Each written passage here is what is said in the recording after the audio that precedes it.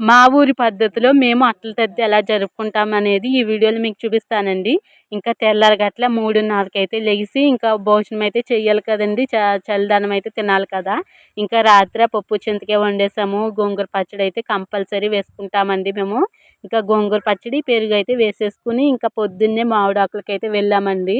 ఇంకా గుమ్మానికైతే తోరణాలు కట్టాలి కదా. ఈ తోరణాలు కట్టేసి ఇంకా పొద్దున్నే ఇంకా తలస్నానం చేసేసి ఇంకా ఉయ్యాలైతే కంపల్సరీ అండి. ఇంకా అట్ల తద్దంటే ఉయ్యాలే కదండి. ఇంకా ఉయ్యాలైతే ఊగేస్తున్నానండి. ఇంకా అక్క నేను అయితే దేవుడి కాడ పెట్టడానికి కుడుములు అలాగే గజ్జికాయలు అయితే చేస్తున్నాను. ఉపవాసం ఉన్నట్టే లేదండి. ఇంకా ఫ్యామిలీతో ఎంజాయ్ చేస్తూ అలా కబుర్లు చేస్తూ చెప్తే చాలా బాగుంటుంది కదా. చేసిన కుడుములన్నీ కూడా ఇంకా గ్యాస్ మీద అయితే వేసేస్తున్నాను. ఇంకా తద్ది రోజున అయితే ఇలా రెడీ అవ్వమండి. ఇంకా పత్రి కోయడానికి అయితే అక్క నేను చెల్లి వెళ్తాము. ఇలాగైతే సింపుల్గా రెడీ అయిపోయాను. చాలా బాగున్నాను కదండి. అట్ల తద్ది అంటే ఆడపిల్లల పండుగ కదండి.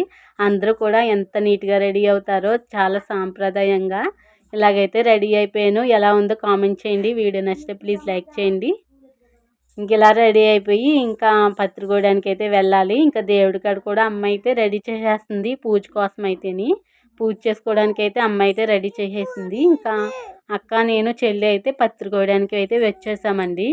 ఇంకా మా ఇంటికాడే లేండి. ఇంకా అప్పుడైతే అందరూ మొత్తం ఊరంతా తిరిగేసి పత్రి అంతా కోసుకొచ్చేవాళ్ళు. ఇప్పుడు అలా లేదండి. ఇంటికాడ జామ చెట్టు ఇంకా నేరేడు చెట్టు ఇంకా అవన్నీ కూడా కోసుకొచ్చేసి ఇంకా ఉయ్యాలైతే ఊగుతామండి. ఇంకా పత్రితో ఉయ్యాలు ఊగి కొద్ది కొద్దిగా పత్రి అయితే కింద వేస్తాము. పూజ కూడా ఇలాగైతే చేసేసుకున్నామండి. ఇంకా కాలువ దగ్గరకు కూడా వెళ్ళి ఇలాగైతే పూజ చేసేసుకున్నాము.